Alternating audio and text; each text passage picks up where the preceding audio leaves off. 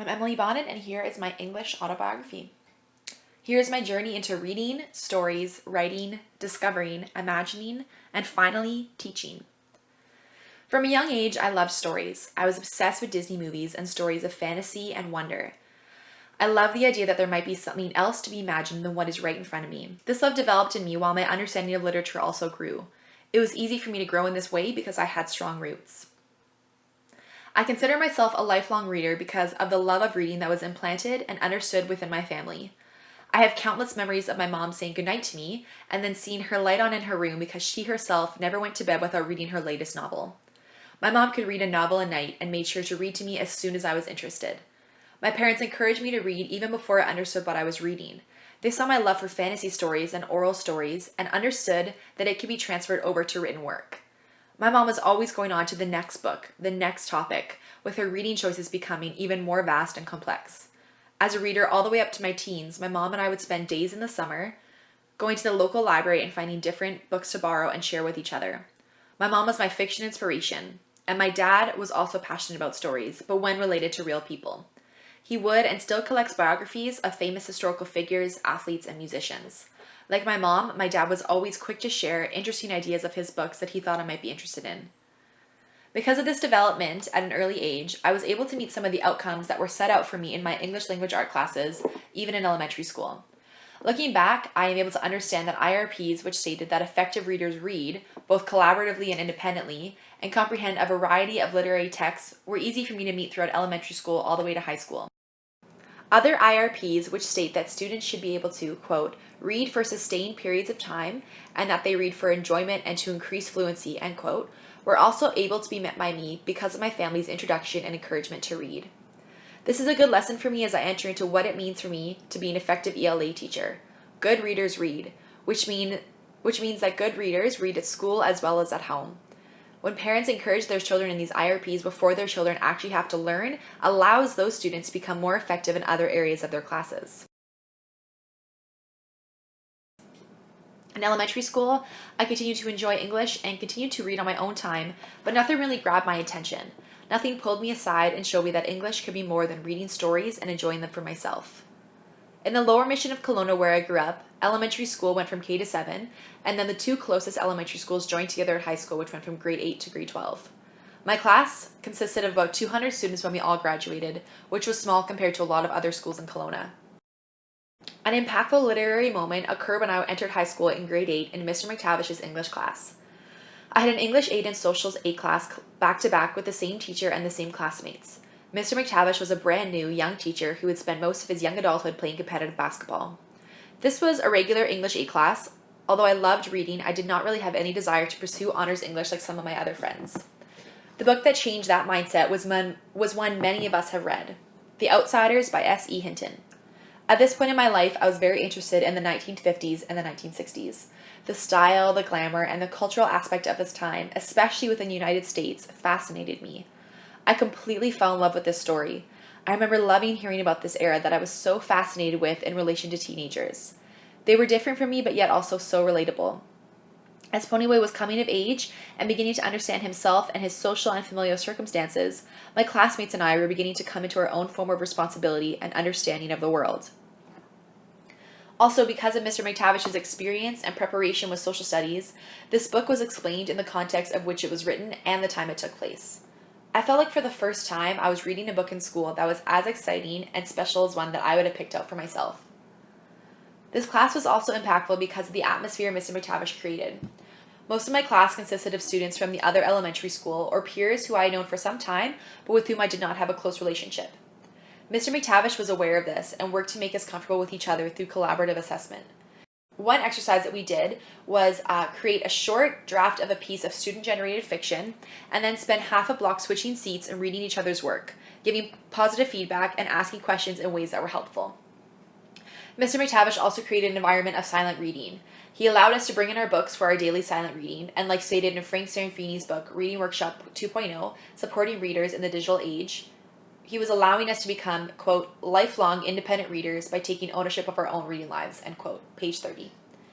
Mr. McTavish was my first glimpse of a teacher who I would love to embody one day because he cared about relationships. He attempted to relate to myself and the other students through his personal struggles and victories in his education and within his impressive basketball career. Mr. McTavish saw my passion for literature and encouraged me to pursue further classes through the honors stream that my high school made available. Two major literary works were introduced to me in my grade 9 honors class with Miss Ritchie: In the Heat of the Night by John Ball and the short story The Tell-Tale Heart by Edgar Allan Poe. These were significant works to me for several different reasons. In the Heat of the Night was powerful for me because I became aware that I was learning a socially and culturally important story. Looking back on the study of this book, I am now aware that Miss Ritchie is brilliant. She introduced this book through a series of murder mystery party-type games and allowed the mystery aspect of this novel to grab our interest. Then, throughout the study of the book, she turned the novel into a discussion about racism and the mistreatment of African Americans in the U.S. in the 20th century. We discussed the civil rights movement, the Jim Crow laws, and even learned about Reuben Hurricane Carter and his wrongful imprisonment through a song that had been written about him. Miss Ritchie asked more of us than just learning the material and understanding the plot of this book. She made it obvious to us that this book was not just a story, but was a representation of an issue that we needed to be made aware of. This concept and way of teaching relates to the paper Reading Graphic Novels in School, Text, Context, and the Interpretive Work of Critical Reading by Sherry Sabeti. This paper follows the study of an extracurricular program which focuses mostly on studying popular comics and graphic novels and how best to break from the current interpretive studies applied to literary texts in many English classrooms of North America today. Sabeti discusses the importance of cultural and social context in her discussion of critical reading practices, explaining that using historical, social, and cultural contexts brings the student back into the conversation. It allows students to feel involved in the conversation because the context which the teacher is referring to might resonate with the student. Sabeti, 2012. Miss Ritchie was aware that in order to keep our interest and to fully understand In the Heat of the Night, context was necessary and worth a detailed explanation. Miss Ritchie's class also introduced me to the imaginative and unnerving world of short stories, specifically The Tell-Tale Heart by Edgar Allan Poe. We spent time reading this by ourselves at home, silently by ourselves in class, and out loud in a big group within the class. I told you, Miss Ritchie is brilliant. I love this story because it was so different than anything I'd read before. It was an uncomfortable mystery that I couldn't help but be intrigued by. I began to appreciate the way in which short stories were written, which was different than a poetry or novel. Short stories develop slowly, then quickly reach a climax, and then end even quicker, leaving the reader with questions that might never be answered, or may only be given clues that require a close second reading. Reading Edgar Allan Poe was a literary moment for me because I understood that I was reading a famous, appreciated, and classic writer. As my love for literature was growing, I loved having the opportunity to read stories by authors who are often referenced in other literary works or pop culture and are widely critically acclaimed. The senior classes of English Honors and Pre-AP English had the most impact on my understanding of myself as a writer entering university. My grade 11 and grade 12 English class was Mr. Augustin. Mr. Augustin had served in the Army and had taught the higher level English classes for several years in my high school. He was known for his dedication to his work and for his engaging discussions with his classes. Mr. Augustin influenced not only my reading but also my writing more than any other teacher in my high school experience. Some of the impactful literary texts I experienced in Mr. Augustin's class were well-known novels and plays. These were Lord of the Flies by William Golding, Heart of Darkness by Joseph Conrad, and Shakespeare's Macbeth. I remember coming home with Lord of the Flies and my mom thinking it was so funny that a book that she had read in high school was still being used 30 years later. Being fascinated with classic things and famous literature, I was excited to learn about how Lord of the Flies was still current and relatable for myself and my peers. Mr. Augustin taught this book in such an amazing way, relating almost every choice and event which occurred in the book to our own lives and decisions. He taught us that this book was not just a story, but about choices, good and evil, about how a person's upbringing and how that upbringing can crumble in moments of desperation and possible death. I wrote a long paper on this book because of my interest with it, about the idea that everyone is born in darkness or in evil. I remember writing this paper knowing that I actually believed the opposite, but Mr. Augustin described to us that it was important to write about things that are hard, topics that require evidence, suggestion, and collaboration. Mr. Augustin's teaching on Heart of Darkness brought about similar revelations about hard topics and unexpected narratives. I was intrigued in the story by the difficulty, in my opinion, of the plot. It was fascinating to me that the story was being told in 3 different narratives simultaneously. This is a brand new idea to me and therefore brilliant because it differed so much in comparison to the linear stories I was used to reading. Everything about this story was different, mostly because Mr. Augustin was almost always teaching in regards to context. A powerful moment, or an aha moment, was a specific passage from the book.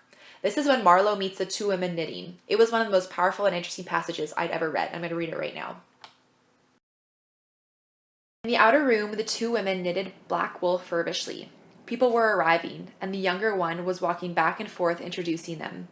The old one sat on her chair. Her flat cloth slippers were propped up on a foot warmer, and a cat reposed on her lap. She wore a starched white affair on her head, had a wart on one cheek, and silver-rimmed spectacles hung on the tip of her nose.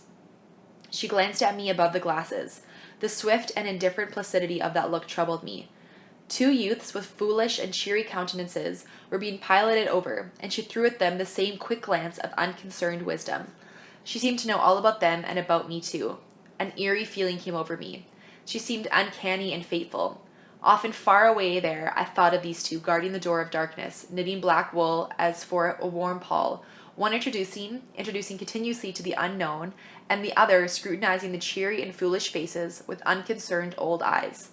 Ave, old knitter of black wool, morituri te salutant. Conrad, 124. The first thing that caught my attention in this passage was the description and the atmosphere.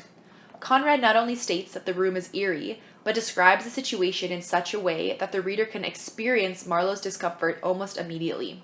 Apart from an appreciation of description, I was unsure what this passage was referring to. Mr. Guston used this text to introduce his class to impressive symbolism, explaining that this passage was a direct representation of the three fates of Greek mythology, two of which are spinning the wool, representing the life thread which will eventually be cut. This passage was so powerful to me because it showed me how detailed literature can be. Mr. Guston was always encouraging us in discussion to think bigger, go deeper at a given dialogue or word. Nothing is just nothing. Every word, plot, and character has meaning that the author has created and that we can then infer because of that knowledge. Context was everything.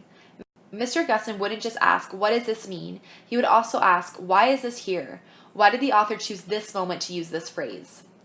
In regards to the ministry's IRP, which states that during reading and viewing, students should be able to select, adapt, and apply a range of strategies to construct, monitor, and confirm meaning, Mr. Guston was brilliant at being able to find meaning anywhere. He would challenge us to read a line of this story and make inferences and conclusions through something as small as one word or phrase. Everything was context. Troy McConachy's article, Raising Sociocultural Awareness Through Contextual Analysis, Some Tools for Teachers, describes this importance of asking students bigger questions in order for them to better understand the importance of what they are reading. He states, quote, overexposing learners to comprehension questions, where comprehension is understood as the skill of finding information, will discourage learners from looking deeper at the relationship between the speakers and other social contextual factors as influencing language use, end quote. McConachy, page 116. McConachy explains a tactic which I hope to embody in my own English language arts classes, and which Mr. Guston exemplified for me. Asking students only to explain the plot without relating those plot points to greater contextual information, such as symbolism, themes, or sociocultural setting, does not develop our students as lifelong readers or as students who would be able to fully understand a text. We need to ask them bigger. Although most grade 12 English classes were learning Hamlet, Mr. Guston chose to study Macbeth. I had read Romeo and Juliet in grade 10, and although I could appreciate it as a love story and a tragic and classic love story, I was not very excited to read more Shakespeare. I felt like my grade 10 experience was just reading, no further implications or understanding to grab my interest.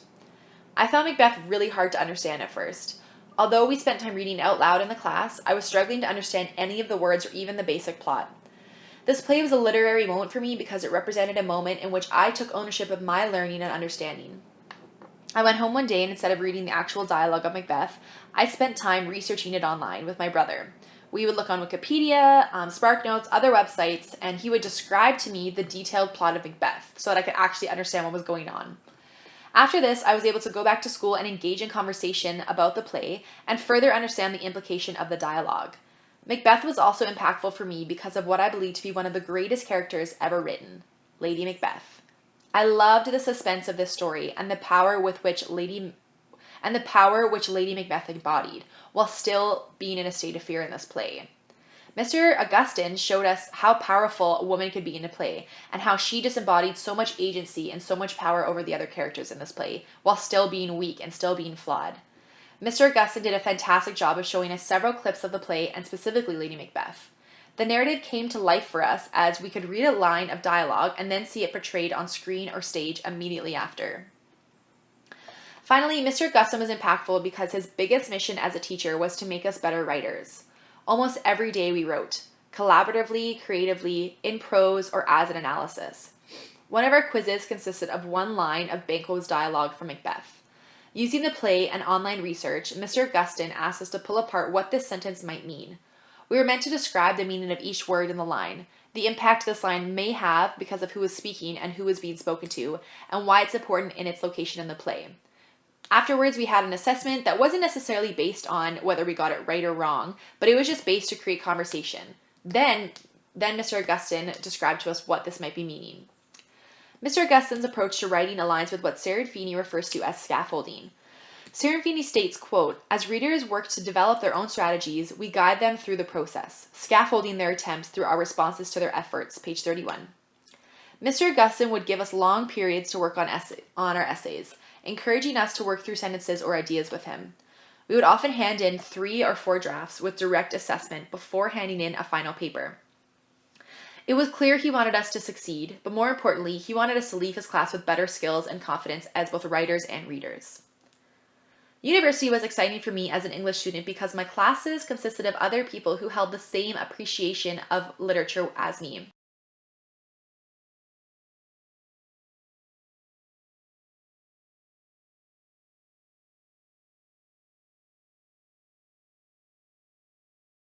Yet, I immediately missed the relationships built up in high school and quickly realized that my learning was completely dependent on myself and keeping myself on track. I appreciated most of my teachers, but the class that was most impactful and in a way reignited my passion for English was my American Novel Study class with Chris Douglas in my 4th year. Dr. Douglas resembled my high school English teachers in the way that it was obvious he cared about the quality of the work his students were creating, a feeling I felt rarely from most of my other professors. His class as a whole was an impactful experience for me because of how much he cared about his content. He had a strong background studying American history, specifically in the 20th century, so reading books like The Poisonwood Bible by Barbara Kingsolver, Beloved by Toni Morrison, Mouse by Art Spiegelman, and Blood Meridian by Cormac McCarthy took on a whole new meaning to me because everything was related to context. I loved reading these books because I felt like for the first time I was reading something that I imagined I would read as a 4th year English student. Dr. Douglas was the only university professor who had quizzes after a new novel had begun. These were emphasized only because Dr. Douglas wanted to help us stay on track with our readings. It wasn't about whether or not we got the plot right. It was him trying to make us better students. He explained that he wanted to encourage us to read these novels for a better understanding of them as important pieces of literature, not just to get a grade in our final year. Dr. Douglas had a passion for his subject that made his students passionate about the same texts. Unlike any other professor, he also worked through our final paper with us and had us do small writing exercises every day. He cared about us becoming better writers, even so close to graduating. Dr. Douglas just cared. And he cared enough to snap 4th year university students out of a pattern in university that would tell us to just get through, just pass, just do good enough to get a degree. He reminded me of why I studied English in the first place, because it made me imagine and suggest something beyond what I see right in front of me. Another amazing thing about university was my experience with film classes. After my first class, every opportunity I had to take a film class as an elective, I took it. Although we are often not physically reading anything other than articles regarding the quality, history, and cultural impact of film, I felt that I was studying another type of literature through film. I loved this class because I was able to better understand stories as they were coming alive to me on screen. I found that most of my class discussions compared to the ones I would have in my English classes. We would discuss the importance of a specific theme, scene, character, dialogue, or even the costumes. Although this is a completely different medium, I think that studying film resembles the importance of studying English through multimodal strategies. Serafini discusses this in page 13, stating, quote, "As the text readers encounter change and evolve, the strategies and knowledge-based readers will need to continue to make sense of these complex multimodal texts will need to expand and evolve as well," end quote. My experience studying film throughout my undergrad has allowed me to expand my idea of what a text is, and the study of literature can also allow for a better understanding of stories in different formats. When I look back at my literary moments and reflect on the opportunities that have brought me to the teaching program, I realize that English is so much more than understanding literature. I have come to understand English as a study of stories, a study of people, and the understanding that there might be more to a situation or an idea than first expected. I hope to allow this idea to resonate within my students one day. That idea that literature, like their lives, is not predictable or boring. I hope to allow them to understand that they are their stories, and their experiences matter, and as they read the voices in novels, short stories, and plays, they too have a voice and something to bring not only to English but their entire schooling career. I hope that if nothing else, my students see themselves as worthy of someone's attention. Like my favorite teachers, I just want to show them that I care.